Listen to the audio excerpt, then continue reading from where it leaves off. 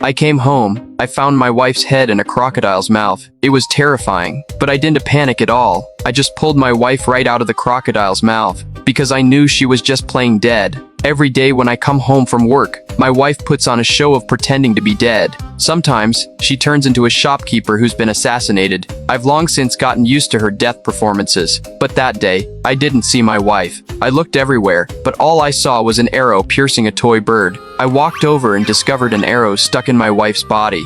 She was showing off just how realistic today's props were. My wife's collection of props kept growing, and every day I had to throw away a huge pile of them. This aroused my neighbor's suspicion. She curiously rummaged through our trash and was thoroughly frightened.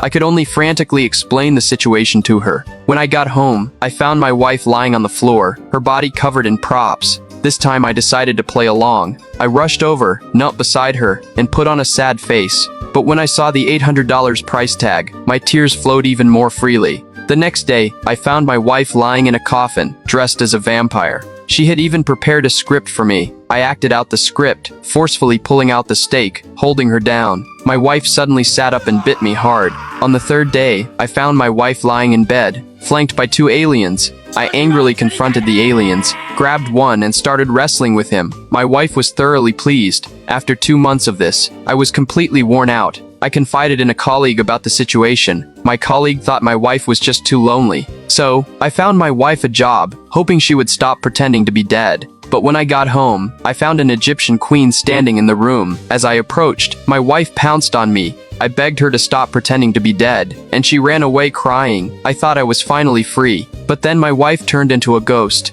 I was desperate. 死んだふりじゃないです。確かに、もう死んどる。 My wife was heartbroken. All I could do was buy her a cake to cheer her up. She promised she wouldn't scare me anymore. But come the weekend, she dressed up as Ultraman. I couldn't take it anymore and ripped the mask off her head. But when I got home again, I couldn't find her anywhere. I had a bad feeling. Finally, I found her behind the curtains. She dressed up as a cat. I begged my wife to spare me. Just then, my wife received a phone call. Her father had suddenly collapsed. We rushed to the hospital immediately. After my wife left, my father-in-law kept me there. He told me that my wife's mother had passed away when she was 5. She saw her father crying secretly before the memorial tablet every day. So my wife hid, waiting for Dad to find her. At first, Dad found it annoying, but after a while he looked forward to coming home. That's when it finally clicked for me. Having lost her mother at a young age, my wife understood from childhood that when a loved one passes away, those left behind are plunged into deep sorrow.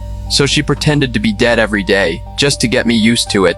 When she really died, I wouldn't be as sad. So, when my wife came home, she found me lying on the floor, motionless. She rushed over crying and kept shaking me. I sat up abruptly from the floor.